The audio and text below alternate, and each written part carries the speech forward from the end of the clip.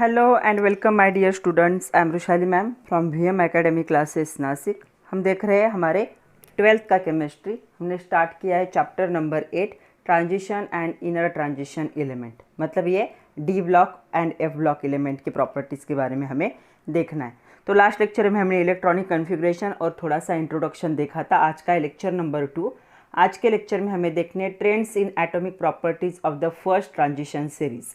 तो ये ट्रेंड्स थोड़ा बड़ा टॉपिक है, तो इसे 2 लेक्चर लगेंगे क्योंकि हमें छोटी छोटी चीज़ों के बारे में छोटे छोटे क्वेश्चन छोटे छोटे टर्म्स को देखना है। तो इसका आज पार्ट 1 है। जो लेक्चर 3 होगा नेक्स्ट, उसमें पार्ट 2, 2 लेक्चर में ये टॉपिक क्या हो जाएगा, कवर होगा। तो चलो स्टार्ट करते। Trends in atomic properties of the first transition series part 1, lecture number है 2, चैप्टर चल रहा है 8 12th केमिस्ट्री का, transition and inner transition element. हम देख रहे हैं महाराष्ट्र स्टेट बोर्ड का syllabus with VM academy Nashik. तो trends in atomic properties of first transition series में हमें इतने प्रॉपर्टीज देखने। एटॉमिक आयोनिक रेडियाई देखनी है हमें, आयोनाइजेशन एंथैल्पी देखना है, metallic character, then magnetic property, paramagnetic है या फिर डायामैग्नेटिक है, कलर कैसे होते हैं हमें पता है। जो ट्रांजिशन एलिमेंट होते हैं उनके सॉल्ट को कलर होता है, 11th में हमने पढ़ा था। ओके, उसके बाद है catalytic property and formation of interstitial compound. तो इतने सारे प्रॉपर्टी को 2 लेक्चर में डिवाइड करने जा रही हूँ मैं। इनमें से कुछ प्रॉपर्टी हम फर्स्ट लेक्चर में देखेंगे पार्ट 1 में, और कुछ हम नेक्स्ट लेक्चर में देखेंगे क्योंकि ये बड़ा टॉपिक है। ओके, तो चलो स्टार्ट करते हैं। सबसे पहले हमें देखनी है एटॉमिक एंड आयोनिक रेडियाई। तो सबसे पहले हमें देखना है atomic radii, atomic radii of D block. Ionic radii के बाद में बात करते हैं। इस पर आपके एक्सरसाइज में एक क्वेश्चन भी है, explain the trend in atomic radii of D block element. तो डी ब्लॉक एलिमेंट के आपके टेक्स्ट बुक में एक उन्होंने ग्राफ भी दिया है, उस ग्राफ को भी देख सकते हैं। ग्राफ को समझने के लिए आपको ये पॉइंट पता होने ज़रूरी। तो सबसे पहली बात, तो एटॉमिक रेडियाई जो होती है, एटॉमिक रेडियाई मतलब एटम की जो रेडियस होगी। तो एटॉमिक रेडियाई जो होते हैं एलिमेंट्स के ट्रांजिशन सीरीज़ के, वो क्या होंगे, लेफ्ट टू राइट। मतलब आप अगर लेफ़्ट टू राइट जाओगे पीरियड में तो क्या होगा, लेफ़्ट टू राइट क्या हो रहा है यहाँ पे, ये क्या होगा, डिक्रीज़ होगा। और डिक्रीज़ कैसे होगा, ग्रेजुअल डिक्रीज़ होगा। तो डिक्रीज़ होगी एटॉमिक रेडियाई, कहाँ से, from left to right. Okay, as we move across the transition series from left to right the nuclear charge increase. ये क्यों डिक्रीज़ हो रही है, क्योंकि न्यूक्लियर चार्ज क्या हो रहा है, इंक्रीज़ हो रहा है। न्यूक्लियर चार्ज इंक्रीज होगा, क्यों, एटॉमिक नंबर इंक्रीज हो रहा है, तो न्यूक्लियर चार्ज भी क्या होगा, इंक्रीज होगा from left to right. Left to right मतलब कहाँ से, सपोज वैनाडियम की तरफ से आपने स्टार्ट किया या स्कैंडियम 21 पकड़ते, स्कैंडियम 21 से अगर जिंक 30 तक आप लोग जा रहे हो लेफ्ट टू राइट, तो क्या होगा यहाँ पे, आयोनिक रेडिया क्या होगी, डिक्रीज होगी। क्यों, क्योंकि न्यूक्लियर चार्ज क्या हो रहा है यहाँ पे, इंक्रीज हो रहा है। न्यूक्लियर चार्ज कितनी यूनिट से इंक्रीज होता है, 1 से। स्कैंडियम का 21 था, उसके बाद दूसरा आएगा 22 टिटेनियम, तीसरा आएगा वैनाडियम 23, उसके बाद आएगा क्रोमियम 24, फिर मैग्नीज 25, फिर आयरन 26, ऐसे करके एक एक से एटॉमिक नंबर बढ़ रहा है। मतलब न्यूक्लियर चार्ज भी क्या हो रहा है, इंक्रीज हो रहा है। कितने यूनिट से, 1 यूनिट से इंक्रीज हो रहा है। तो जितना ज़्यादा न्यूक्लियर चार्ज होता है उतना वो क्या करता है, आउटर मोस्ट इलेक्ट्रॉन्स को क्या करके रखता है, अपने क्लोज रखता है। उसकी वजह से जो एटॉमिक रेडियाई होती है वो एटॉमिक रेडियाई क्या होगी, यहाँ पे लेफ्ट टू राइट क्या होगी, ग्रेजुअली डिक्रीज होगी। तो आपको ये बात याद रखनी कि लेफ्ट से लेकर राइट तक जब हम जाएंगे तब क्या होता है डी ब्लॉक में, तो डी ब्लॉक में क्या होगा, जो एटॉमिक रेडियाई है वो डिक्रीज होगी because nuclear charge increases by 1 unit. Her atom में 1 यूनिट से न्यूक्लियर चार्ज क्या हो रहा है, इंक्रीज हो रहा है। तो जो लास्ट फील्ड इलेक्ट्रॉन्स होते हैं वो कहाँ पे एंटर होते हैं, इनमें last field electron. Suppose scandium का इलेक्ट्रॉनिक कन्फिग्रेशन देख लेते, तो चलो यहाँ पे स्कैंडियम का देख ही लेते। 1s2, 2s2, 2p6, 3s2, 3p6, 4s2, और लास्ट के इलेक्ट्रॉन देखो कहाँ एंटर हो रहे हैं। अगर इसे हम आउटर मोस्ट ऑर्बिटल मानिए, अगर इसे हम n मानते हैं तो n-1 डी ऑर्बिटल में क्या हो रहे हैं, इसके लास्ट इलेक्ट्रॉन क्या कर रहे हैं, एंटर कर रहे हैं, किसके, डी ब्लॉक के। तो डी ब्लॉक के जो लास्ट इलेक्ट्रॉन होते हैं वो n-1 डी, इसे n-1 को क्या कहा जाता है, इसे कहा जाता है पेनल्टीमेट, मैंने आप लोगों को बताया था, लास्ट पेनल्टीमेट सेल कहा जाता है। पेनल्टीमेट मतलब next to the outermost जो एनर्जी लेवल है उसकी नेक्स्ट उसे क्या कहोगे, पेनल्टीमेट। तो ये मतलब क्या है, n-1 में क्या कर रहे हैं इलेक्ट्रॉन, यहाँ पे इस सबशेल में इलेक्ट्रॉन क्या कर रहे हैं, एंटर कर रहे। Okay, D orbital is an atom are less penetrating, तो इसका पेनिट्रेशन कम होता है क्योंकि साइज बड़ी है, तो 5 का ब्लॉक ही है, तो साइज बड़ी होने की वजह से क्या है, ये मोर डिफ्यूज होता है, लेस पेनिट्रेटिंग होता है, इसलिए इसमें क्या होता है, स्क्रीनिंग इफेक्ट क्या होता है, बहुत ही कम होगा। तो आपको याद रखना है डी ऑर्बिटल में जो होता है स्क्रीनिंग इफेक्ट जो होता है ये क्या होता है, बहुत ही कम होता है।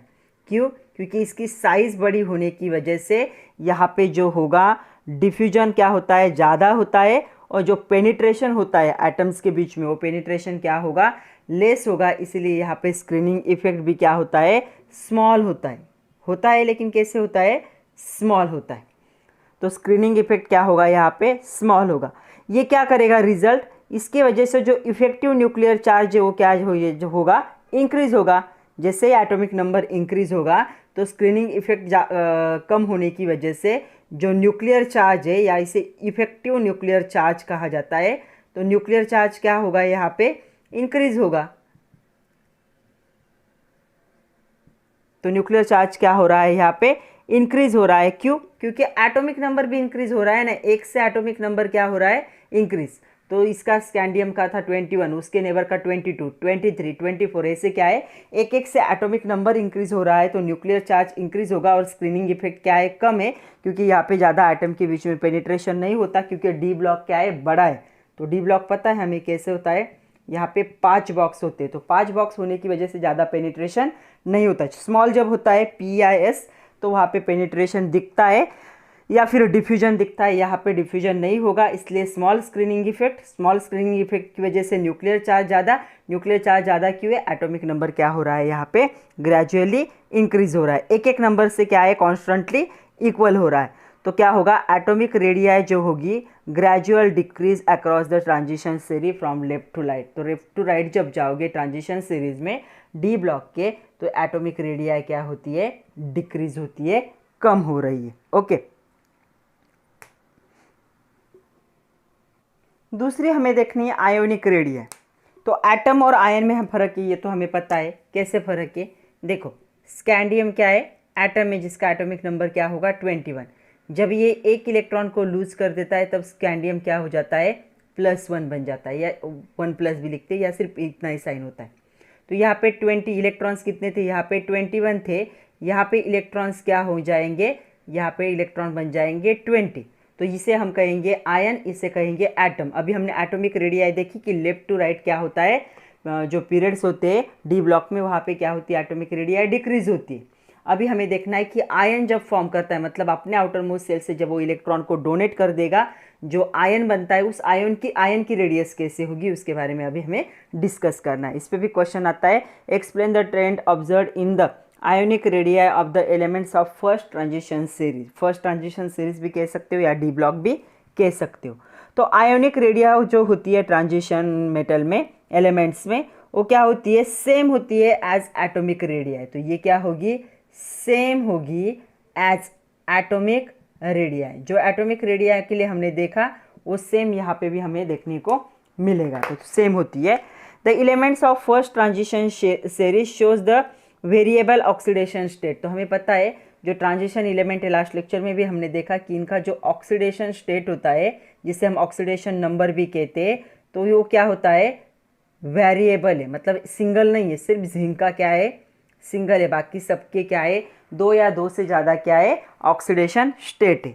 तो ऑक्सीडेशन स्टेट वेरिएबल है इनका, इजी हो तो क्या होगा, इसकी वजह से ट्रेंड पे भी इफेक्ट पड़ेगा। तो क्या होगा, elements having the same oxidation state, वो क्या हो जाएंगे यहाँ पे, उनका आयोनिक रेडियाई क्या हो सकता है, उनको हम एक साथ क्या कर सकते हैं, उसे एग्जामाइन कर सकते हैं, या फिर considering various oxidation state for the same element, या फिर अलग बहुत सारे ऑक्सीडेशन स्टेट सिंगल एलिमेंट के लिए कंसिडर करके भी हम क्या कर सकते हैं, इस प्रॉपर्टी को देख सकते हैं एटॉमिक रेडियाई को। तो ऑक्सीडेशन जो स्टेट होता है उसकी वजह से क्या होगा, वो इंक्रीज होगा विथ न्यूक्लियर चार्ज। तो आपको पता होना चाहिए कि जिनका ऑक्सीडेशन स्टेट क्या होता है, सेम होता है। ऑक्सीडेशन स्टेट, जिन एलिमेंट का ऑक्सीडेशन स्टेट सेम होगा उनमें क्या होगा, देखो दो बार देखना है हमें। जब ऑक्सीडेशन स्टेट सेम होता है या ऑक्सीडेशन स्टेट क्या होगा, सेम एलिमेंट का देखेंगे। ओके, तो चलो पहले हम देखते हैं कि जिनका ऑक्सीडेशन स्टेट सेम होता है उस एलिमेंट में क्या होगा। तो देखो यहाँ पे क्या होगा, इनमें न्यूक्लियर चार्ज क्या होगा, डिक्रीज होगा। तो न्यूक्लियर चार्ज क्या होता है, डिक्रीज होता है यहाँ पे।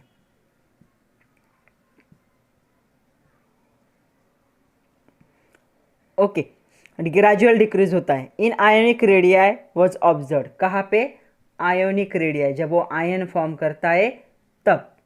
तो आयोनिक रेडियाई में क्या होता है, न्यूक्लियर चार्ज ग्रेजुअली क्या होता है, डिक्रीज होता है। ओके, इस स्ट्रेंथ को क्या कहा जाता है, डाइवैलेंट आयन। तो जो डाइवैलेंट आयन होते हैं, तो डाइवैलेंट आयन पता है, डाई मतलब दो, वैलेंट मतलब जिनकी वैलेंसी क्या होगी, 2 होगी। तो किसकी वैलेंसी हो सकती है, Cu2+A, उसके बाद Cr2+A, these are the divalent ion.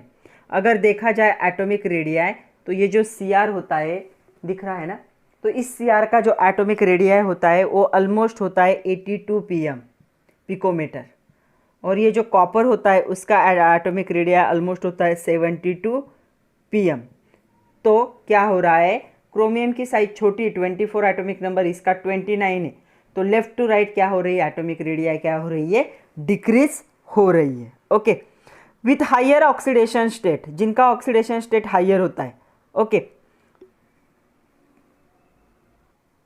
Sorry, oxidation state higher नहीं, जब ऑक्सीडेशन स्टेट क्या होता है, सेम होता है, तब क्या होगा, from left to right ionic radii क्या होगी, डिक्रीज होगी, क्योंकि न्यूक्लियर चार्ज भी क्या हो रहा है, डिक्रीज हो रहा है। ये पहली कंडीशन देखी हमने, जब क्या होता है, दोनों का, इसका भी देखो ऑक्सीडेशन स्टेट +2 है और इसका भी +2 है, तो दोनों का जब सेम होता है तब हमने कंपेयर किया, तो ऐसे पता चला कि जो डाइवैलेंट होते हैं आयंस, उनकी atomic radii left to right क्या होती है, यहाँ पे डिक्रीज होती है। तो क्रोमियम छोटा है, उसकी बड़ी साइज देखो 82, और कॉपर बड़ा, इसकी साइज कितनी है, 72। ये पहली कंडीशन हो गई कि जब ऑक्सीडेशन स्टेट क्या होगा, सेम होगा।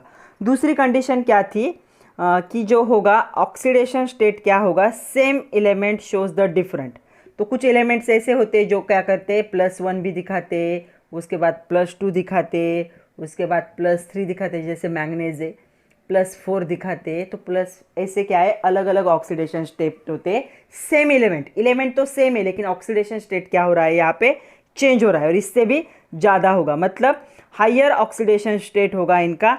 इफेक्टिव न्यूक्लियर चार्ज, जब ऑक्सीडेशन स्टेट क्या होता है, ऑक्सीडेशन स्टेट जब हायर होगा, सबसे ज़्यादा होगा, तब क्या होता है, यहाँ पे इफेक्टिव क्या होता है, न्यूक्लियर चार्ज होता है। तो न्यूक्लियर चार्ज क्या होता है उस टाइम पे, इफेक्टिव होता है, और क्या होता है, इफेक्ट भी होता है और इंक्रीज भी होता है, ज़्यादा भी होता है।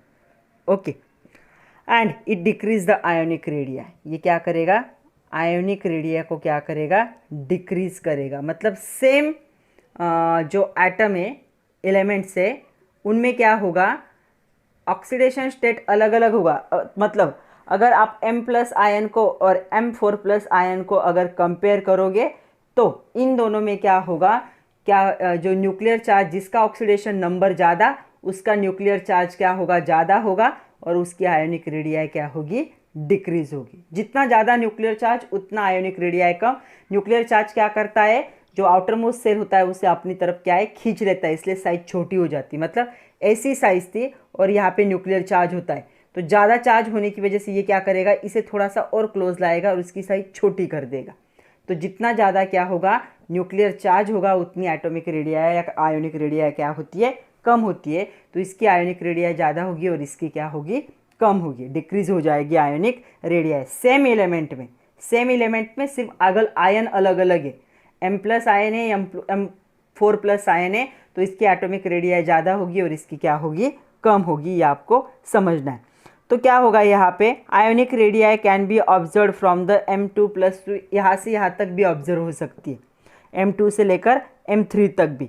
Ionic radii in transition element small than the ionic radii in the representative elements of the same period. तो आयोनिक रेडियाई जो होती है वो क्या होती है, ट्रांजिशन एलिमेंट में क्या होती है, स्मॉल होती है। किससे? उनके सेम पीरियड के एलिमेंट से। तो आप लोगों के लिए एक टेबल भी दिया है आपके बुक में, आप लोग देख सकते हो। पेज नंबर भी बताती हूँ मैं बुक का, उस पेज नंबर पे दिया है एटॉमिक रेडियाई का जो ट्रेंड है उसे आप अच्छे से देख लेना। तो है पेज नंबर 169 पे दिया है। तो वहाँ पे स्कैंडियम से लेकर जिंक तक atomic radii, density, ionic radii, ionisation enthalpy पूरा टेबल दिया है। वहाँ पे ऑब्जर्व करो, वहाँ पे आपको ये पॉइंट समझ में आएगा। सेकंड प्रॉपर्टी हमें देखनी है आयोनाइजेशन एंथैल्पी। आयोनाइजेशन एंथैल्पी मतलब आयन फॉर्म होने में जितनी एनर्जी रिक्वायर्ड होती है, किसी भी एलिमेंट के आउटर मोस्ट सेल से जब इलेक्ट्रॉन निकालना होता है तो क्या करना पड़ता है, उसे एनर्जी देनी पड़ती। तो उसे एनर्जी की ज़रूरत होती तभी वो अपने लास्ट सेल से इलेक्ट्रॉन को क्या है, निकालने देता है। तो आयोनाइजेशन एंथैल्पी के बारे में बात करनी है फॉर ट्रांजिशन एलिमेंट्स, दूसरी प्रॉपर्टी ये। तो ionization enthalpy of transition elements is intermediate between S and P. तो ये क्या है, पीरियोडिक टेबल ऐसे था, तो ये था एस ब्लॉक, ये था पी ब्लॉक और यहाँ पे डी ब्लॉक है।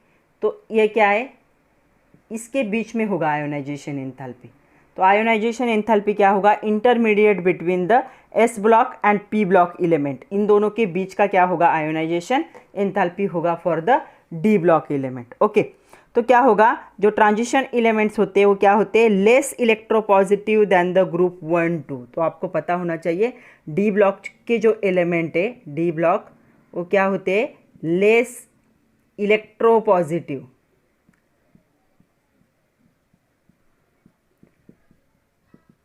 किससे, देन ग्रुप 1 एंड 2।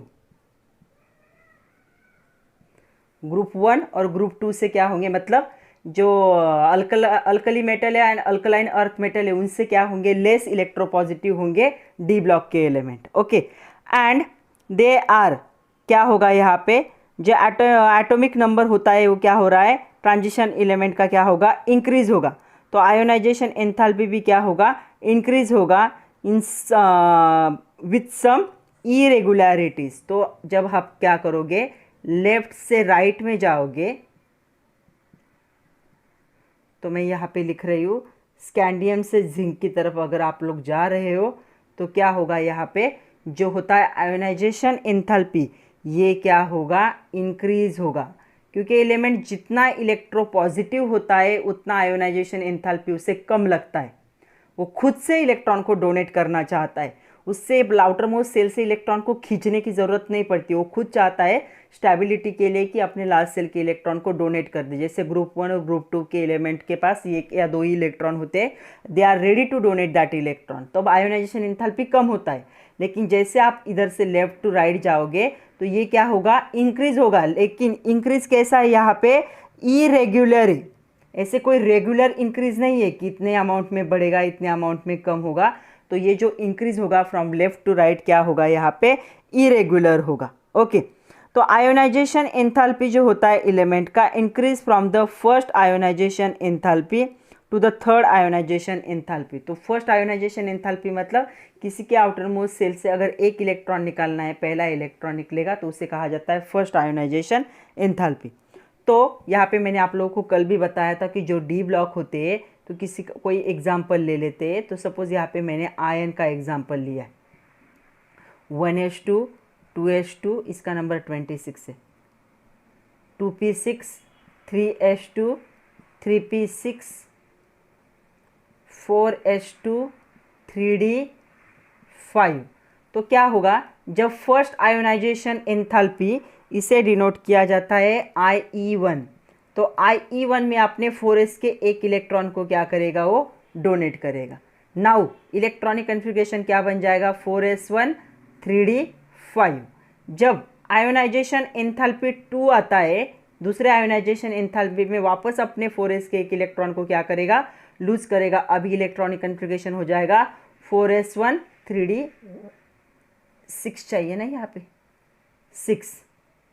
ओके, जब ये थर्ड आयोनाइजेशन एंथैल्पी आता है इसका, तब वो कौन से इलेक्ट्रॉन को लूज करेगा, यहाँ तो इलेक्ट्रॉन ही नहीं रहा तो यहाँ से एक इलेक्ट्रॉन को लूज करेगा। कितने इलेक्ट्रॉन को 1, तब ये बन जाएगा 4s0 3d5।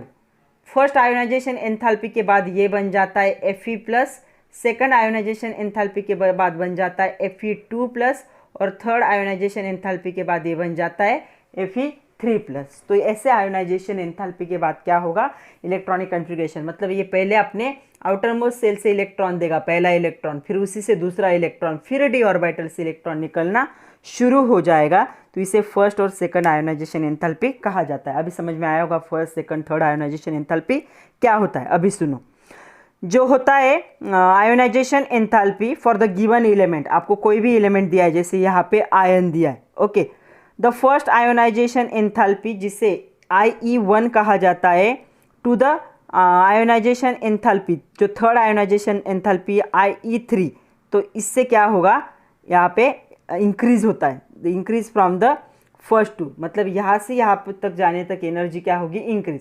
तो पहला इलेक्ट्रॉन क्या है, इजीली निकल जाएगा, दूसरा भी थोड़ा इजीली निकलेगा, लेकिन जब तीसरा इलेक्ट्रॉन निकालना पड़ता है, थर्ड आयोनाइजेशन एंथैल्पी, तब यहाँ पे ज़्यादा एनर्जी की ज़रूरत पड़ती है। तो ऐसे जो है जो फर्स्ट, सेकंड, थर्ड, ये थर्ड आयोनाइजेशन एंथैल्पी तक कौन दिखाता है, ये डी ब्लॉक के एलिमेंट से दिखाते। तो ये हो गया डी का। लेकिन क्या होता है थर्ड सीरीज के बाद, क्या होता है, यहाँ पे एफ ऑर्बिटल शुरू हो जाता है, 4f में इलेक्ट्रॉन जाना शुरू हो जाते हैं। तो जब 4f ऑर्बिटल में इलेक्ट्रॉन्स जाते हैं, तो यहाँ पे जो शील्डिंग इफेक्ट है वो क्या होता है, पुअर होता है। जो शील्डिंग इफेक्ट होगा वो क्या हो जाएगा, पुअर होगा, ओके। इसके वजह से क्या हो जाता है, ये जो होंगे इनका शेप जो होता है वो क्या होता है, डिफ्यूज होता है शेप, ओके। इसका रिजल्ट क्या होगा, जो वैलेंस इलेक्ट्रॉन होते हैं, मतलब आउटर मोस्ट सेल के जो इलेक्ट्रॉन्स होंगे, उनका न्यूक्लियस से क्या होगा, यहाँ पे अट्रैक्शन क्या होगा, ज़्यादा होगा। तो nuclear attraction outer most shell electron में क्या होता है, ज़्यादा होता है, क्योंकि यहाँ पे क्या है, शील्डिंग इफेक्ट क्या हो रहा है, पुअर हो रहा है। तो शील्डिंग इफेक्ट कम होने की वजह से जो आउटर मोस्ट सेल के इलेक्ट्रॉन से एफ ब्लॉक के, उनका न्यूक्लियस से अट्रैक्शन क्या हो जाता है, इंक्रीज हो जाता है। जब न्यूक्लियस से अट्रैक्शन ज़्यादा है, तो न्यूक्लियस ने इन इलेक्ट्रॉन को पकड़ के रखा है, अगर हमें इनमें से इलेक्ट्रॉन बाहर निकालने हैं, तो क्या करना पड़ेगा, यहाँ पे लार्ज अमाउंट ऑफ एनर्जी को प्रोवाइड करना पड़ेगा, ओके। किसी ने किसी चीज़ को ज़ोर से पकड़ के रखा है, उसके हाथ से अगर आपको छीननी, तो आपको भी एनर्जी तो वेस्ट करनी पड़ेगी। वैसे ही इसके न्यूक्लियस ने आउटर मोस्ट सेल के इलेक्ट्रॉन को पकड़ के रखा है, वहाँ से अगर इलेक्ट्रॉन निकालने हैं, तो लार्ज अमाउंट ऑफ एनर्जी क्या करनी पड़ती है, यहाँ पे रिक्वायर्ड होती है टू फॉर्म द आयन। तो एफ ब्लॉक में जब इलेक्ट्रॉन एंटर करते हैं, तो large amount of energy is required for the formation of ion. तो यहाँ पे जो थर्ड ट्रांजिशन सीरीज होती है, जहाँ पे एफ ब्लॉक में ये क्या है, एफ ऑर्बिटल में एलिमेंट जाना शुरू हो जाते हैं, वहाँ पे क्या होगा, आयोनाइजेशन एंथैल्पी जो होता है थर्ड ट्रांजिशन सीरीज का, वो क्या होता है, मच हायर होता है than the first and second series. तो 4 ही सीरीज होते हैं डी ब्लॉक में। फर्स्ट सेकंड सीरीज का क्या होगा, आयोनाइजेशन एंथैल्पी लो होगा, क्योंकि इनके इलेक्ट्रॉन डी ब्लॉक में ही जा रहे हैं, तो डी ब्लॉक से निकलना ईजी, क्योंकि शील्डिंग इफेक्ट वहाँ पे क्या है, स्ट्रांग है। बट जब इलेक्ट्रॉन जब कहाँ पे, एफ ऑर्बिटल में जाना शुरू होते थर्ड और फोर्थ सीरीज में, तब क्या होता है, तो ये जो इलेक्ट्रॉन्स होते हैं आउटर मोस्ट सेल के, इनका न्यूक्लियर से अट्रैक्शन ज़्यादा है, क्योंकि शील्डिंग इफेक्ट पुअर हो चुका है, और ऐसे कंडीशन में इलेक्ट्रॉन निकालने के लिए ज़्यादा अमाउंट ऑफ एनर्जी की ज़रूरत पड़ती है। इसीलिए फर्स्ट सेकंड सीरीज को अगर डी ब्लॉक के कंपेयर करोगे with the third and second series, तो थर्ड एंड सेकंड सीरीज में क्या है, आयोनाइजेशन एंथैल्पी हायर है, और पहले 2 सीरीज में क्या है, लोअर है। तो इस ट्रेंड को एक्सप्लेन करने के लिए आपके टेक्स्ट बुक में एक ग्राफ भी दिया है, ग्राफ दिया है ऑन द पेज नंबर 170 पे ग्राफ दिया है, और वहाँ पे आयोनाइजेशन एंथैल्पी का भी एक चार्ट दिया है, वहाँ पे नंबर दिए, उन नंबर से हमें कोई लेना देना नहीं है, सिर्फ ग्रेजुअल जो चेंज है वो आप ऑब्जर्व कर सकते हो, उस नंबर पे एग्जाम में क्वेश्चन नहीं आते। नेक्स्ट प्रॉपर्टी हमें देखनी है मेटेलिक कैरेक्टर। तो चलो मेटेलिक कैरेक्टर को भी देख लेते। तो इस पे भी क्वेश्चन आता है, write short account on metallic character of the transition element, मतलब शॉर्ट नोट लिखनी है मेटेलिक कैरेक्टर कैसे होगा, ओके। तो low ionization enthalpy and vacant D orbital की वजह से जो आउटर मोस्ट सेल होता है रिस्पॉन्सिबल होता है फॉर मेटेलिक कैरेक्टर। तो मेटेलिक कैरेक्टर के लिए 2 चीज़ें रिस्पॉन्सिबल होती, एक होता है लो आयोनाइजेशन एंथैल्पी, तो ये भी एक MCQ पॉइंट है, लो आयोनाइजेशन एंथैल्पी, मतलब कम एनर्जी लगनी चाहिए आउटर मोस्ट सेल से इलेक्ट्रॉन निकालने में। और दूसरा होता है यहाँ पे वैकेंट डी ऑर्बिटल। तो डी ऑर्बिटल के आप लोगों ने सुना होगा कि सारे एलिमेंट्स क्या होते हैं, मेटल्स ही होते, इनमें ना ही मेटालॉइड और नॉन मेटल कोई भी प्रेजेंट नहीं होता, सारे क्या होते, मेटल्स ही होंगे। तो डी ऑर्बिटल क्या होना चाहिए, वैकेंट होना चाहिए, जिसे हम क्या कहते हैं, आउटर मोस्ट सेल कहेंगे। ओके, ये दोनों क्या होंगे, रिस्पॉन्सिबल होंगे for the metallic character of the transition element. तो ट्रांजिशन इलेमेंट का मेटालिक कैरेक्टर डिपेंड होगा, जिसका आयोनाइजेशन पोटेंशियल कम होगा, और वैकेंट डी ऑर्बिटल होगा जिसके पास, उसका मेटालिक कैरेक्टर क्या होगा, हायर होगा। Okay, it favour formation of metallic bond. तो मेटालिक कैरेक्टर क्या है, मेटालिक बॉन्ड फॉर्म करने में हेल्प करता है। हमें पता है metallic bonds are the strongest bond. इसके वजह से मेटल के पास बहुत सारी प्रॉपर्टीज़ है, मैलेबल है वो, डक्टाइल है वो, हाई टेंसाइल स्ट्रेंथ है उसकी, हार्ड होते हैं मेटल्स, लस्टरस होती है। ये सारी जो प्रॉपर्टीज़ है एक बॉन्ड की वजह से होते हैं मेटालिक बॉन्ड, और वो मेटालिक बॉन्ड होता है बिकॉज ऑफ मेटालिक कैरेक्टर। और मेटालिक कैरेक्टर डी ब्लॉक में क्यों होते हैं, लो आयोनाइजेशन एंथैल्पी और वैकेंट डी ऑर्बिटल के वजह से होती है। तो ये रिस्पॉन्सिबल होंगे फॉर द मेटालिक बॉन्ड के लिए। तो ये जो एलिमेंट्स होते हैं उनका क्या होता है, टिपिकल मेटालिक प्रॉपर्टी होती है डी ब्लॉक के एलिमेंट की। तो ये दो चीज़ें तो रिस्पॉन्सिबल होंगी, इनकी जो मेटालिक प्रॉपर्टी होती है टिपिकल होती है। ओके, हार्ड होते हैं नेचर में this elements and suggest the formation of the covalent bond. तो कुछ क्या है, कोवैलेंट बॉन्ड फॉर्म करने भी क्या है, ये रिस्पॉन्सिबल होते। This is possible due to the presence of unpaired.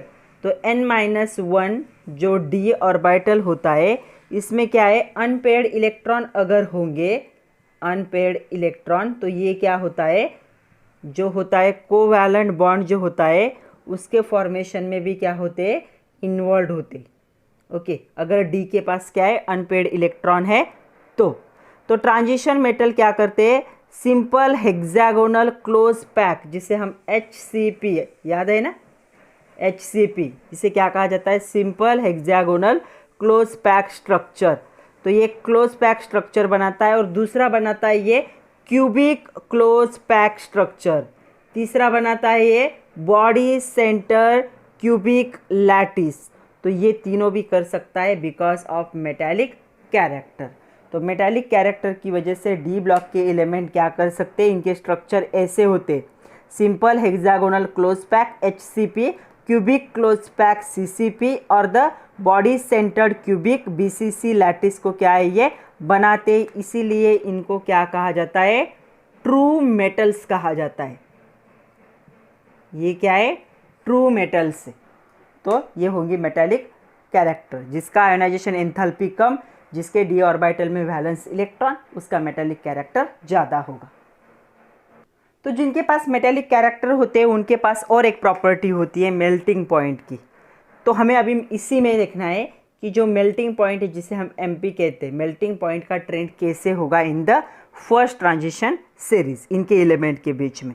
तो जो फर्स्ट ट्रांजिशन सीरीज होती है, जो मेल्टिंग पॉइंट होगा यहाँ पे क्या होगा, इंक्रीज होगा अप टू D5 कन्फिग्रेशन, जिसके D में 5 इलेक्ट्रॉन आते हैं इलेक्ट्रॉनिक कन्फिग्रेशन में, वहाँ तक क्या होता है, ये स्टेडी, मतलब एकदम ऐसे क्या होगा, इंक्रीज होगा, एक स्पेसिफिक सीक्वेंस से क्या होगा, इंक्रीज होगा। कौन, मेल्टिंग पॉइंट। तो जो ट्रांजिशन सीरीज होती है उनमें क्या होगा, मेल्टिंग पॉइंट D5 कन्फिग्रेशन तक क्या होता है, यहाँ पे स्टेडी इंक्रीज होता है। उसके बाद क्रोमियम, मॉलिब्डेनम, टंगस्टन, इनका जो मेल्टिंग पॉइंट होता है बच्चों, वो क्या होता है, बहुत ही ज़्यादा हाई होगा। तो आप लोगों को टंगस्टन पता होगा, जो इलेक्ट्रिक बल्ब होते हैं उसमें फिलामेंट के लिए यूज़ किया जाता है, क्योंकि इसका मेल्टिंग पॉइंट क्या होता है, सबसे हाईएस्ट है। तो इन तीन मेटल का मेल्टिंग पॉइंट क्या होगा, सबसे ज़्यादा होगा as compare to other series. मतलब इनके जो अदर मेंबर है, उनके जो भाई बहन है अदर सीरीज़ के, उनसे अगर कंपेयर करोगे तो इन तीनों का मेल्टिंग पॉइंट हाई होता है। ये एक MCQ पॉइंट है, chromium, molybdenum and tungsten having the highest melting point among the series. Okay, जब एटॉमिक नंबर इंक्रीज होगा, मेटालिक जो मेल्टिंग पॉइंट क्या होगा, इसके बाद एटॉमिक नंबर जैसे इंक्रीज होगा D5 के बाद, जो मेल्टिंग पॉइंट होता है वो क्या होने लगेगा, डिक्रीज होने लगेगा, रेगुलरली होगा। यहाँ पे एक पैटर्न में इंक्रीज हो रहा है, डिक्रीज भी क्या होगा, रेगुलर होगा। यहाँ पे जो मैंगनीज है Mn एंड जो Tc है, दो एलिमेंट है, तो Tc को टेक्नेटियम कहा जाता है। ये जो दो एलिमेंट होंगे वो क्या होते हैं, एनामोलस वैल्यू होते हैं इनके मेल्टिंग पॉइंट के।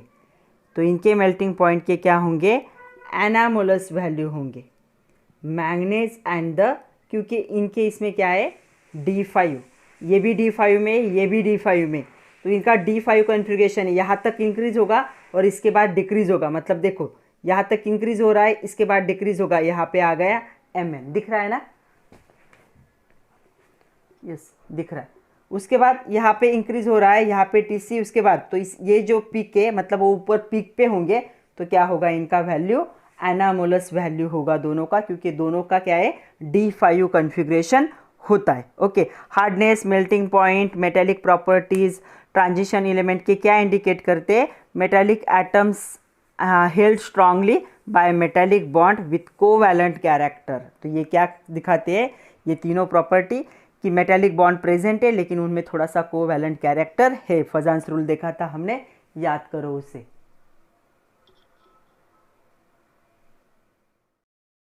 तो चलो अभी हमें नेक्स्ट प्रॉपर्टी देखनी है, मैग्नेटिक प्रॉपर्टीज।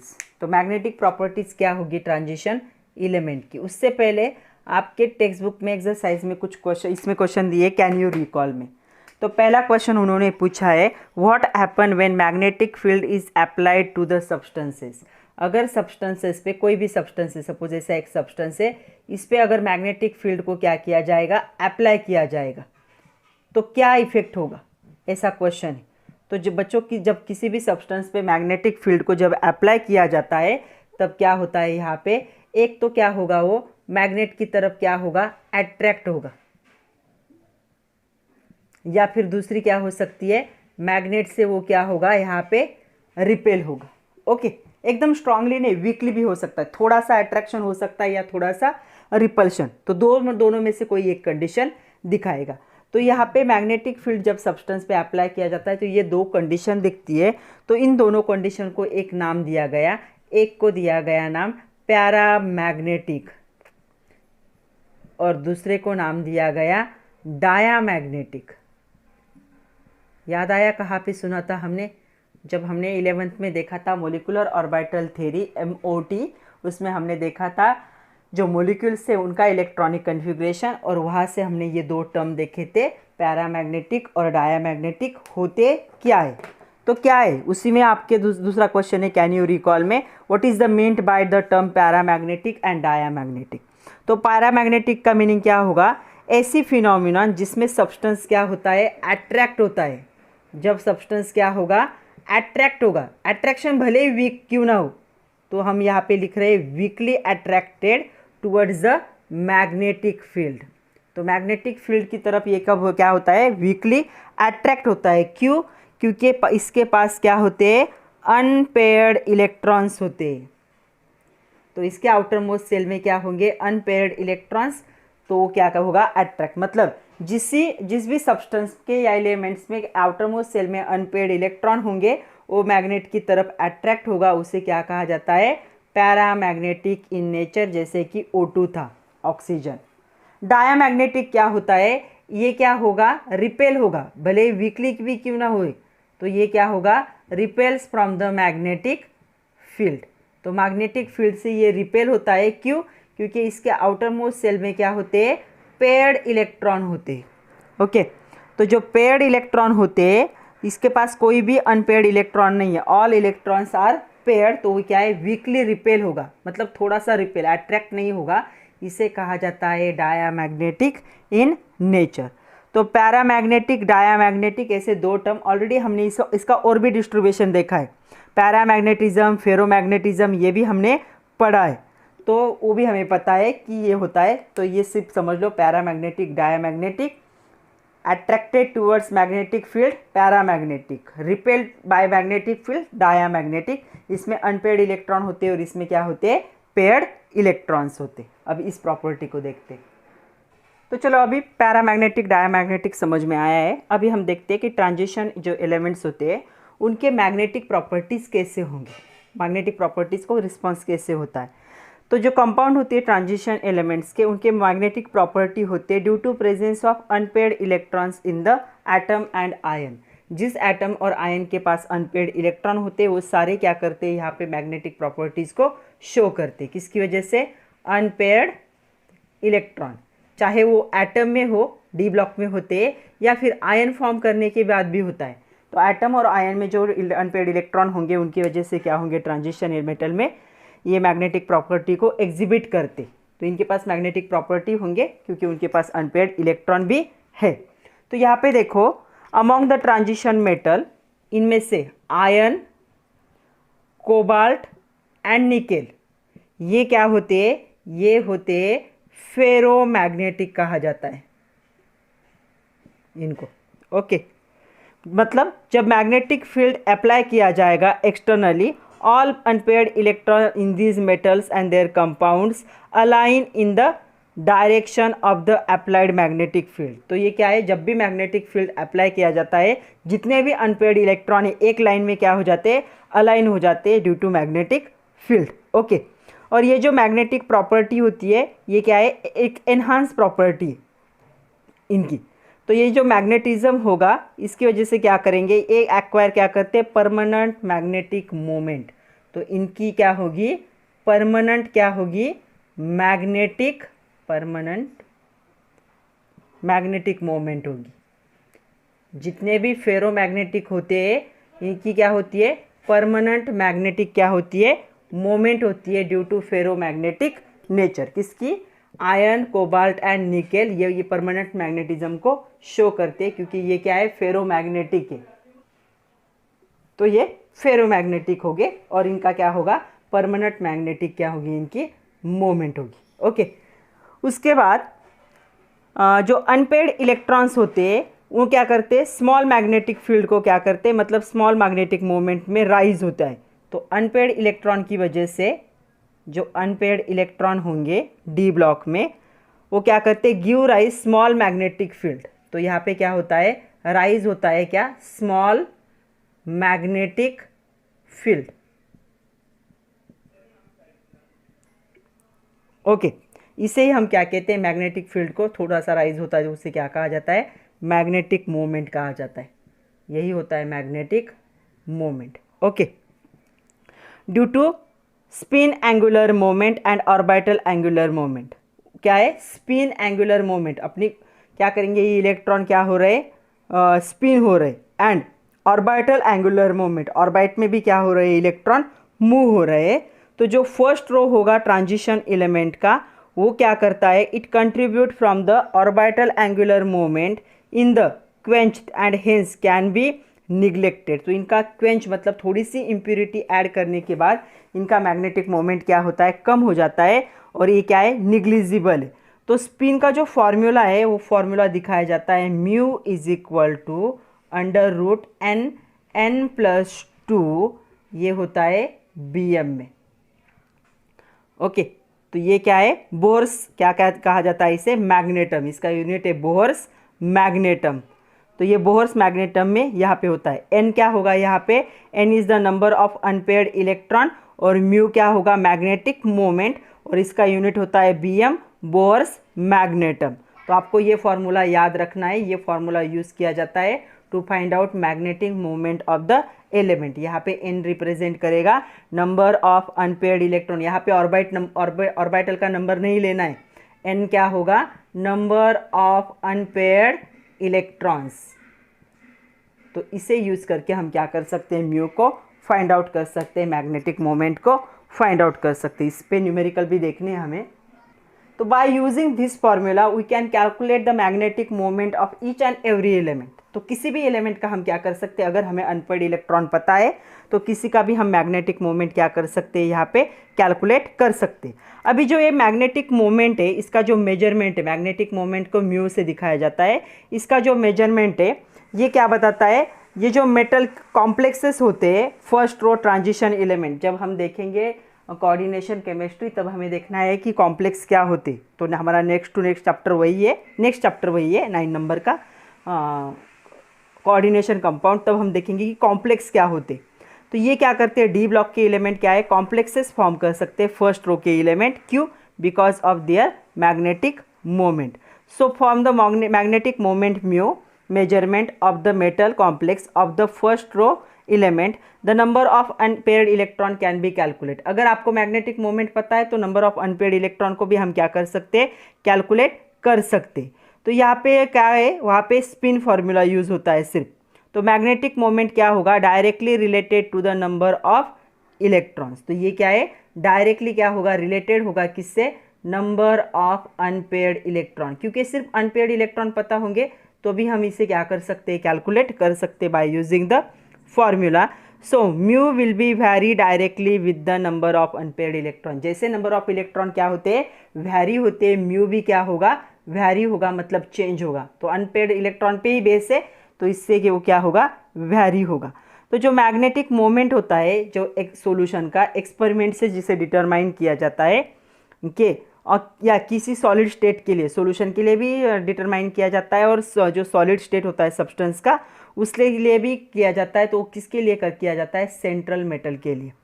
तो जो सेंट्रल मेटल होगा उस सेंट्रल मेटल के लिए मे बी हाइड्रेटेड हो सकता है, या फिर जो बाउंड होता है लिगैंड। तो लिगैंड भी हमें कोऑर्डिनेशन केमिस्ट्री में देखना है कि क्या होता है। तो ये क्या है, हाइड्रेटेड हो सकता है या फिर बाउंड हो सकता है लिगैंड के साथ। जो सेंट्रल मेटल होगा उसके लिए डिटरमाइन किया जाता है मैग्नेटिक मोमेंट। तो ये क्या है, थोड़ा सा क्या होगा, डिफरेंट होगा। Observe value and the calculated value. Observe मतलब एक्सपेरिमेंट से जो ऑब्जर्व होगी वैल्यू, और कैलकुलेटेड मतलब थेरोटिकली जो कैलकुलेटेड होगी वैल्यू। ये सेंट्रल जो मेटल होगा उसका मैग्नेटिक मोमेंट थोड़ा सा स्लाइटली क्या होगा, चेंज होगा यहाँ पे। ओके, और किसके लिए ये हम बात कर रहे हैं, फर्स्ट सीरीज के लिए, फर्स्ट ट्रांजिशन सीरीज जो है स्कैंडियम से लेकर जिंक तक, उनकी बात कर रहे हैं। सेकंड थर्ड सीरीज के लिए क्या होगा, जो सेकंड एंड थर्ड सीरीज हो गया ट्रांजिशन के, उनका जो ऑर्बिटल एंगुलर मोमेंट होता है वो क्या होता है, सिग्निफिकेंट होता है। उनमें क्या होता है, सिंपल स्पिन होता है और नॉट यूजफुल। ये फार्मूला यूजफुल नहीं होगा यहाँ पे सिंपल स्पिन होने की वजह से। यहाँ पे बहुत ही कॉम्प्लिकेटेड इक्वेशन क्या होते हैं, यहाँ पे यूज़ होते हैं मैग्नेटिक मोमेंट को डिटरमाइन करने के लिए। इसीलिए उसका मैग्नेटिक मोमेंट क्या है, जनरली क्या है यहाँ पे डिटरमाइन नहीं होता। ये क्या होता है, टेम्परेचर डिपेंडेंट होता है। तो जो फर्स्ट सीरीज है उसका मैग्नेटिक मोमेंट कैलकुलेट करने के लिए हम फार्मूला कौन सा यूज़ कर सकते हैं, mu is equal to root n+2 bm, जहाँ पे म्यू क्या होगा, मैग्नेटिक मोमेंट, n क्या होगा, number of unpaired electrons, and bm इसका यूनिट है, इसे बोहर मैग्नेटम कहा जाता है। तो ये फार्मूला याद रखो। तो इस पे आपके बुक में एक चार्ट दिया है, पेज नंबर भी बता देती हूँ मैं। पेज नंबर 172 पे एक चार्ट दिया है। उसमें उन्होंने क्या दिया है, आयन दिया है, स्कैंडियम से लेकर जिंक तक कौन से आयन फॉर्म हो सकते हैं।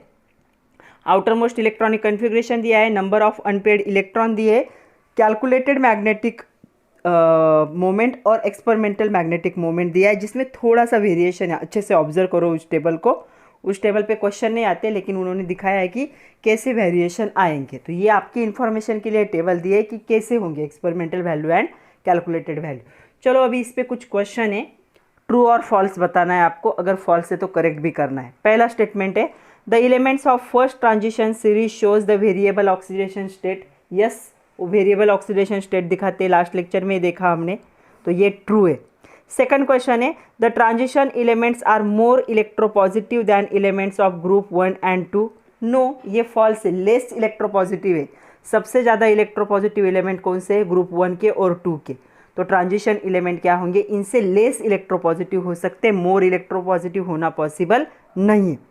थर्ड है, in the lower oxidation state transition element form ionic compound, while in the higher oxidation state they form the covalent compound। ये भी ट्रू है।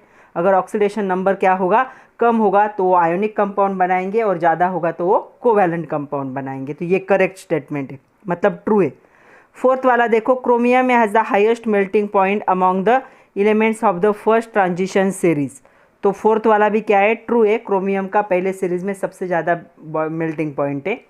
उसके बाद है ferromagnetic substance attract by very weakly toward the applied magnetic field, तो ये false है। Ferromagnetic substance attracted very strongly towards the magnetic field, ferromagnet मतलब क्या होता है, strongly attracted towards the magnetic field, तो ये क्या है, फॉल्स है। वीकली नहीं होगा, स्ट्रांगली मैग्नेटिक होगा, अट्रैक्टेड होगा। नेक्स्ट क्वेश्चन है, a single unpaired electrons has the magnetic moment mu is equal to 1.73 bm, तो ये आंसर क्या है, ट्रू है। तो उस टेबल में भी देखो आप, जिसके पास एक इलेक्ट्रॉन होता है आउटर मोस्ट सेल में, मतलब अनपेयर्ड इलेक्ट्रॉन, उसके म्यू की वैल्यू कितनी आती है, 1.73 bm। तो मैं यहाँ पे आप लोगों को लिख भी देती हूँ, अगर 1 इलेक्ट्रॉन होगा अनपेयर्ड इलेक्ट्रॉन तो म्यू की वैल्यू क्या होती है, 1.73। अगर 2 इलेक्ट्रॉन हुए तो वो हो जाएगी 2.84। अगर 3 इलेक्ट्रॉन हो गए तो ये बन जाएगी 3.87। अगर 4 अनपेयर्ड इलेक्ट्रॉन है तो ये होती है 4.09, सॉरी 90, नॉट 09। अगर 5 अनपेयर्ड इलेक्ट्रॉन रहेंगे तो ये बन जाएगी 5.90। तो 5 से ज़्यादा अनपेयर्ड इलेक्ट्रॉन तो होते नहीं, क्योंकि डी ब्लॉक देखो ऐसे होता है, कितने इलेक्ट्रॉन होंगे, 1 2 3 4 5, 5 से ज़्यादा अनपेयर्ड इलेक्ट्रॉन होंगे नहीं, तो ये कुछ वैल्यू है, उसे याद रखो। चलो इस पे एक क्वेश्चन है आपके टेक्स्ट बुक में से, ट्राई दिस करके ऑन पेज नंबर 171 पे क्वेश्चन में पढ़ रही हूँ। उन्होंने कुछ दिए आयंस और कहा है आपको पिकअप पैरामैग्नेटिक स्पेसिस, तो क्या करना है आपको, पैरामैग्नेटिक स्पेसिस को क्या करना है, आइडेंटिफाई करना है। मतलब क्या होने चाहिए, उसके पास अनपेयर्ड इलेक्ट्रॉन होने चाहिए। उन्होंने पहला दिया है Cu+1, 1+ होता है। उसके बाद दूसरा दिया है उन्होंने Fe3+, हम सबका देखेंगे। उसके बाद दिया है Ni2+, Zn2+, Cd2+, Pd2+। इनमें से हमें पैरामैग्नेटिक स्पेसिस को, मतलब जिसके पास क्या होंगे, अनपेयर्ड इलेक्ट्रॉन होंगे, ऐसे स्पेसिस को फाइंड आउट करना है। अब ये आयन है, आयन का इलेक्ट्रॉनिक कन्फिग्रेशन देखना है। तो जो Cu+1+ का मीनिंग क्या है, Cu का 29 है, उसने एक इलेक्ट्रॉन क्या कर दिया है, लूज कर दिया है, तो इसका इलेक्ट्रॉनिक कन्फिग्रेशन क्या हो जाएगा, 1s2 2s2 2p6 3s2 3p6। तो यहाँ तक ये जो बच्चों इलेक्ट्रॉनिक कन्फिग्रेशन है ये होता है आर्गॉन का। तो ये इससे आगे मैं इतना नहीं लिखूंगी, सिर्फ आर्गॉन लिखूंगी। ओके, इसके आगे आएगा 4s1 3d10। तो देखो इसने एक इलेक्ट्रॉन लूज किया है, तो यहाँ से एक इलेक्ट्रॉन को लूज कर दिया है, पहले वो अपने आउटर मोस्ट सेल से इलेक्ट्रॉन लूज कर रहा है, मतलब यहाँ पे कितने हो जाएंगे, 0, प्लस आयन है तब 28 की जगह पे 29 की जगह पे क्या हो जाएगा, 28 आफ्टर लूजिंग 1 इलेक्ट्रॉन, तभी तो 1+ चार्ज क्या होता है, फॉर्म होता है। तो अगर इसे डी ऑर्बिटल अगर इसका ऑब्जर्व करोगे तो देखो कितने इलेक्ट्रॉन्स है डी ऑर्बिटल में, 1 2 3 4 5 6 7 8 9 10 इलेक्ट्रॉन है। इसके पास अनपेयर्ड इलेक्ट्रॉन है क्या, नहीं है, तो ये क्या बन जाएगा, ये बन जाएगा डायामैग्नेटिक, पैरामैग्नेटिक नहीं है। पैरामैग्नेटिक मतलब क्या होना चाहिए, अनपेयर्ड इलेक्ट्रॉन। ओके, अभी दूसरा जो है Fe3+, मतलब 26 था Fe का, उससे 3 इलेक्ट्रॉन को माइनस कर दो, 23 इलेक्ट्रॉन रहेंगे उसके पास। तो यहाँ पे आएगा अर्गॉन, उसके बाद आएगा 4s2, मैं लिख रही हूँ आप लोग देखो, 3d6 चाहिए था, इसमें से 3 इलेक्ट्रॉन चले जाएंगे, तो ये 2 और यहाँ से 1, मतलब ये इलेक्ट्रॉनिक कन्फिग्रेशन होगा इसका। अभी अगर डी ऑर्बिटल को ऑब्जर्व करोगे अच्छे से तो कितने इलेक्ट्रॉन है, 5, और कितने 5 क्या है इसके पास, अनपेयर्ड इलेक्ट्रॉन है, तो ये क्या बन जाएगा, पैरामैग्नेटिक। अनपेयर्ड इलेक्ट्रॉन है मतलब क्या होगा, Fe3+ क्या है, पैरामैग्नेटिक। तो पहला पैरामैग्नेटिक है जिसे मैं राउंड कर रही हूँ। ओके, हमें पिकअप करने के लिए बोला है ना, मतलब उनको फाइंड आउट करने के लिए बोला है। उसके बाद आता है Ni, तो निकेल जो है, निकेल का कितना होता है, 28 नंबर होता है। ओके,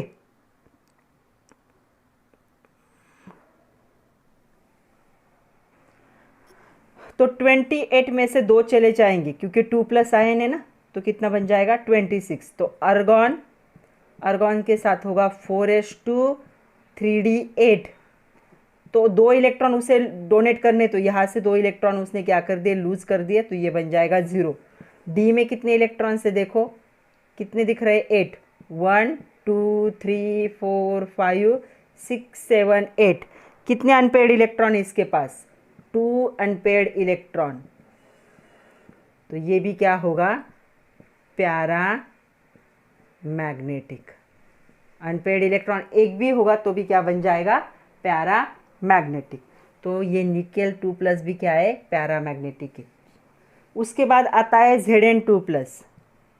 Zn2+ का नंबर था 30, अभी बन जाएगा 28। मतलब आर्गॉन 4s2 3d10 था जिंक का, इसमें से 2 इलेक्ट्रॉन लूज किए, मतलब ये चले जाएंगे, तो ये बन जाएगा 0। और डी ऑर्बिटल को ऑब्जर्व करो, कितने इलेक्ट्रॉन है, 1 2 3 4 5 6 7 8 9 10। अनपेड इलेक्ट्रॉन है क्या, नो अनपेड इलेक्ट्रॉन। तो क्या होगा, ये बन जाएगा डाया मैग्नेटिक। अनपेड इलेक्ट्रॉन नहीं है। तो कॉपर भी डाया मैग्नेटिक था, Zn2+ भी क्या है, डाया मैग्नेटिक ही। उसके बाद आता है कैडमियम 2+।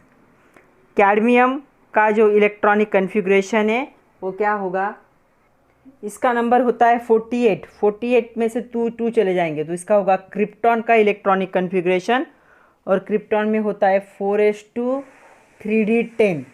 तो 2 इलेक्ट्रॉन तो यहाँ से चले जाएंगे, सॉरी 4s2 नहीं, 5s2, सॉरी 5s2 4d10।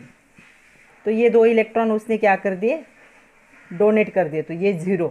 अभी डी ऑर्बिटल को ऑब्जर्व करो, इसके कितने इलेक्ट्रॉन इसके पास, 1 2 3 4 5 6 7 8 9 10। इसके पास भी क्या है, नो अनपेयर्ड इलेक्ट्रॉन।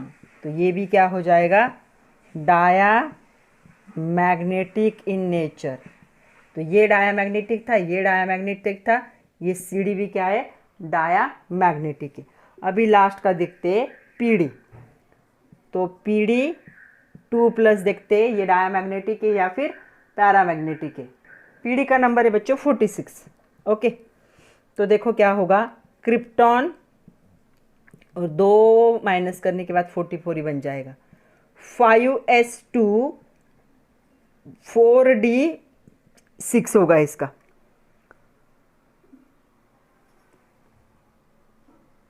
नहीं, 48 हो जाएगा इसका। ओके, तो देखो अभी क्या होगा, 2 इलेक्ट्रॉन लूज कर रहा है, मतलब यहाँ के दे देगा, तो यहाँ पे 0 होगा। डी ऑर्बिटल को ऑब्जर्व करो, कितने इलेक्ट्रॉन्स है इसके पास, 1 2 3 4 5 6 7 8। 2 क्या है, अनपेयर्ड इलेक्ट्रॉन। 2 अनपेयर्ड इलेक्ट्रॉन है, तो ये हो जाएगा पैरा मैग्नेटिक। तो ऐसे आपको क्या है, पैरामैग्नेटिक। तो दिए हुए स्पेसीज में से कौन कौन पैरामैग्नेटिक था, Fe3+, उसके बाद Ni2+ और PD2+ क्या थे, पैरामैग्नेटिक थे। बाकी सारे क्या थे, फेरोमैग्नेटिक, सॉरी डायामैग्नेटिक थे। और एक क्वेश्चन है, ट्राई दिस करके दिया है पेज नंबर 171 पे। What will be the magnetic moment in transition metals having 3 unpaired electron. तो अगर 3 अनपेयर्ड इलेक्ट्रॉन होते तो मैग्नेटिक मोमेंट म्यू पूछा है, तो उन्होंने बोला है क्या ये 1.73 bm होगा, क्या ये लेस देन 1.73 bm होगा, या फिर मोर देन 1.73 bm होगा, इक्वल टू ये। तो ये कब होता है, जब 1 अनपेयर्ड इलेक्ट्रॉन होता है। तो सिंगल अनपेयर्ड इलेक्ट्रॉन जब होता है तो म्यू की वैल्यू कितनी होती है, 1.73 bm। यहाँ पे कितने दिए, 3 दिए, तो यहाँ पे क्या होगा, अगर 3 दिए तो ये क्या होगा, मोर देन 1.73 bm। तो ये सबसे लोवेस्ट है, जब 1 इलेक्ट्रॉन होता है तभी इतनी म्यू की वैल्यू आती है। इलेक्ट्रॉन बढ़ेंगे तो म्यू की वैल्यू भी क्या होगी, इंक्रीज होगी। चलो इस पे बेस कुछ न्यूमेरिकल देखने। आपके टेक्स्ट बुक में दिया है use your brain power, page number 171 पे दिए है क्वेश्चन है। पहला क्वेश्चन देखो क्या है, क्वेश्चन नहीं लिख रही हूँ मैं, सिर्फ बोल रही हूँ। The metal ion from the first transition series, तो एक मेटल आयन है फर्स्ट ट्रांजिशन सीरीज में से जिसके पास क्या है, 2 अनपेयर्ड इलेक्ट्रॉन है। कैलकुलेट मैग्नेटिक मोमेंट, म्यू को कैलकुलेट करना है। तो क्या फॉर्मूला है म्यू का, mu is equal to root n into n plus two. यहाँ पे एन की वैल्यू, अनपेयर्ड इलेक्ट्रॉन कितने दिए, 2 दिए। तो चलो वैल्यू पुट करो, 2 इंटू 2 प्लस 2, तो ये कितना हो जाएगा, √8 होगा। और √8 की वैल्यू ऑलमोस्ट होती है 2.83 BM। क्या करना है आपको, 1 to 5 जो होंगे अनपेयर्ड इलेक्ट्रॉन उनके वैल्यू लर्न करके रखो, फार्मूला लिखेंगे, सब कुछ लिखेंगे, और अनपेयर्ड इलेक्ट्रॉन 2 है तो 2.83 लिख दोगे। ओके, सेकंड है यहाँ पे, या फिर कैलकुलेट करो लॉग टेबल यूज़ करके। सेकंड है यहाँ पे, calculate the spin only magnetic moment of the divalent cation of the transition metal with atomic number 25। तो 25 एटॉमिक नंबर वाला उसका डाइवैलेंट मतलब उस मेटल पे कितने चार्ज होंगे, 2+ आयन होगा इसका। तो इसका हमें क्या करना है, मैग्नेटिक मोमेंट फाइंड आउट करना है। तो सपोज कोई भी मेटल है, नाम नहीं दिया है, 25 है, उसका 2+ आयन मतलब उसमें से 2 इलेक्ट्रॉन क्या हो जाएंगे, कम होंगे। तो इसका इलेक्ट्रॉनिक कन्फिग्रेशन क्या होगा, अर्गॉन 4s में 2 इलेक्ट्रॉन और 3d में 5। तो 4s के 2 इलेक्ट्रॉन तो उसने डोनेट कर दिए, तभी तो उस पर 2+ चार्ज आया। तो इसके पास क्या होंगे, कितने अनपेयर्ड इलेक्ट्रॉन होंगे, देखो 1 2 3 4 5। तो इसकी n की वैल्यू कितनी है, 5 है। तो चलो म्यू फाइंड आउट करना है, mu is equal to √n plus 2। तो चलो वैल्यू पुट करो, √5 प्लस 2, तो ये कितना बन जाएगा, √35 बनेगा। और इसकी वैल्यू आएगी ऑलमोस्ट 5.92 BM। तो दूसरे का आंसर ये होगा, ये दूसरा क्वेश्चन था। ओके, नेक्स्ट क्वेश्चन है, ट्राई दिस करके, पेज नंबर 172 पे ट्राई दिस करके उसमें दिया है, calculate spin only magnetic moment of divalent cation having atomic number 27। तो 27 एटॉमिक नंबर वाला एक मेटल है, उसका डाइवैलेंट मतलब Me2+ आयन बन रहा है, उसका हमें क्या फाइंड आउट करना है, म्यू फाइंड आउट करना है। ओके, तो इस मेटल को मैं यहाँ पे लिख रही हूँ 27। तो ये इसका इलेक्ट्रॉनिक कन्फिग्रेशन क्या होगा, अर्गॉन 4s2 3d7। लेकिन ये 2+ डाइवैलेंट आयन है, तो ये 2 इलेक्ट्रॉन ये क्या करेगा, डोनेट करेगा। तो अभी देखो डी ऑर्बिटल में कितने इलेक्ट्रॉन से, 1 2 3 4 5 6 7, कितने इलेक्ट्रॉन से, 3 अनपेयर्ड इलेक्ट्रॉन है। तो मतलब n की वैल्यू कितनी होगी, 3। So mu is equal to √n into n plus 2। तो वैल्यू पुट करो, चलो 3 है n की वैल्यू, 3 + 3 + 2, तो ये बन जाएगी 3 5, ये बनेगा 15। और इसका आंसर आएगा 3.87 BM। 1 to 5 के लर्न करने। ओके, ये था ट्राई दिस का क्वेश्चन। और एक क्वेश्चन करते, ये कहीं से भी नहीं है, मैं बोल रही हूँ वो क्वेश्चन लिख लो चाहे तो, calculate the spin only magnetic moment of, magnetic moment क्या कैलकुलेट करना है, M2+ aqueous ion having atomic number 26 और म्यू को फाइंड आउट करना है। तो चलो लिखते हैं इसका इलेक्ट्रॉनिक कन्फिग्रेशन, 26 मतलब अर्गॉन 4s में चले जाएंगे 2 इलेक्ट्रॉन और 3d में रह जाएंगे 6, लेकिन 2+ आयन है तो अपने ये 2 इलेक्ट्रॉन वो डोनेट कर देगा। तो देखो यहाँ पे कितने अनपेयर्ड इलेक्ट्रॉन आते हैं इसके पास, 1 2 3 4 5 6। तो n की वैल्यू कितनी है यहाँ पे, 4। तो चलो म्यू को फाइंड आउट करो, √n इंटू n प्लस 2।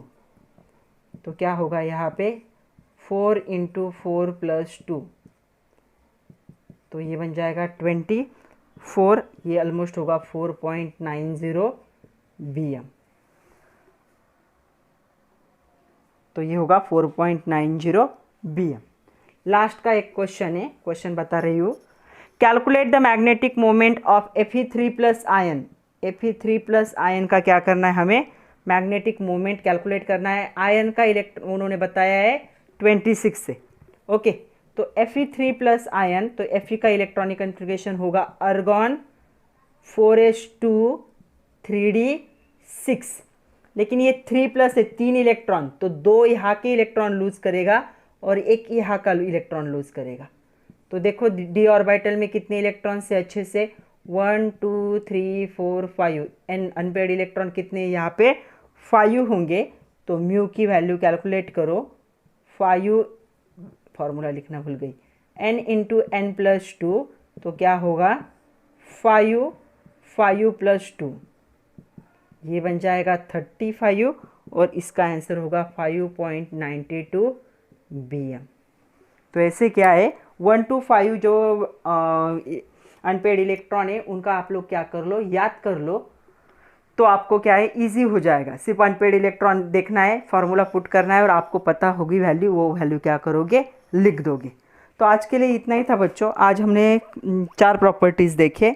अभी हमारी कौन से प्रॉपर्टीज़ बाकी है, नेक्स्ट मैग्नेटिक प्रॉपर्टीज़ के बाद हमारी प्रॉपर्टी, एक बड़ी प्रॉपर्टी थी कलर देखने हमें। कलर भी एक बड़ी प्रॉपर्टी है। कैटालिटिक प्रॉपर्टी देखनी है and formation of the interstitial compound. Okay, इन सारे प्रॉपर्टीज़ को हम देखेंगे नेक्स्ट लेक्चर में, इसके पार्ट 2 में। तब तक के लिए पढ़ते रहिए, नोट्स बनाइए और ख़ुद का ख्याल रखिए। Thank you very much my dear students.